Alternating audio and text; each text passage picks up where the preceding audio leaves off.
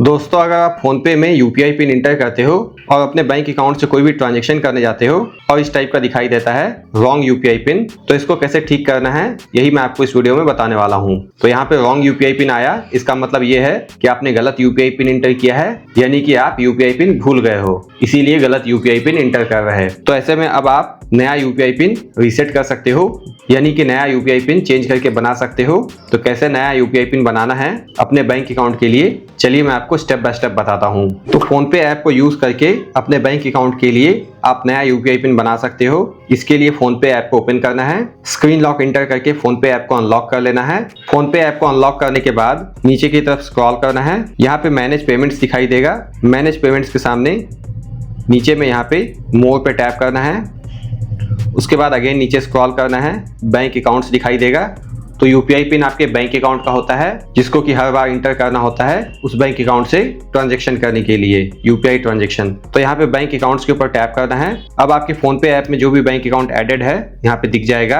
आप PhonePe app के अंदर मल्टीपल बैंक अकाउंट्स को यहाँ से ऐड कर सकते हो और हर बैंक अकाउंट का अलग अलग यूपीआई पिन होगा, जिसको कि हर बार ट्रांजेक्शन करने से पहले इंटर करना होता है। तो यूपीआई पिन को रीसेट करने के लिए उस बैंक अकाउंट को सेलेक्ट कर लेना है जिसका रीसेट करना चाहते हो।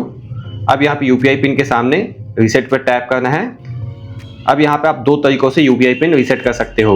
एक आधार कार्ड को यूज करके रीसेट कर सकते हो, दूसरा डेबिट कार्ड यानी कि एटीएम कार्ड को यूज करके रीसेट कर सकते हो। जिसके पास बैंक अकाउंट के साथ एक्टिव एटीएम कार्ड नहीं है, डेबिट कार्ड नहीं है, डेबिट कार्ड एटीएम कार्ड दोनों एक ही चीजें होती हैं, वो अपने आधार कार्ड को यूज करेंगे यूपीआई पिन रीसेट करने के लिए, नया बनाने के लिए। तो यहाँ पे मैं डेबिट कार्ड वाला ऑप्शन ही चूज कर लेता हूँ, मेरे पास डेबिट कार्ड है। उसके बाद यहाँ से कंटिन्यू करना है। अब यहाँ पे डेबिट कार्ड का डिटेल इंटर करना होगा, यानी कि एटीएम कार्ड डेबिट कार्ड के ऊपर फ्रंट साइड में 16 डिजिट का नंबर प्रिंटेड होता है, 16 में से लास्ट 6 यहाँ पे इंटर करना है। एटीएम कार्ड की एक्सपायरी भी होती है, मंथ और ईयर यहाँ पे इंटर करना है, ये भी एटीएम कार्ड के ऊपर प्रिंटेड मिल जाता है और यहाँ से कंटिन्यू करना है। सारा डिटेल इंटर करके कंटिन्यू करने के बाद बैंक की तरफ से एसएमएस में ओटीपी आता है, वो ओटीपी इंटर करके यहाँ से नेक्स्ट करना है। अब यहाँ पे यूपीआई पिन बनाने के लिए मिल जाता है जो कि 6 डिजिट का है।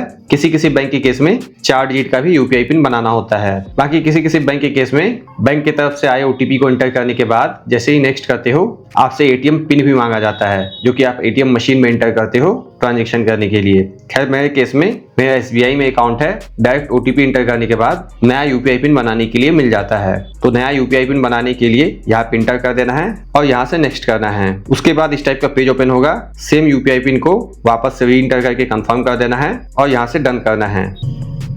इस तरीके से यूपीआई पिन सेट हो जाता है, रीसेट हो जाता है, बदल जाता है। अब आप नए यूपीआई पिन को यूज करके ट्रांजैक्शंस कर सकते हो। लेकिन चूंकि आपने यूपीआई पिन रीसेट किया है, चेंज किया है, तो फर्स्ट 24 आवर में आप केवल 5,000 रुपए तक ट्रांसफर कर पाओगे। उसके बाद लिमिट बढ़ के 1 लाख रुपए तक हो जाएगा।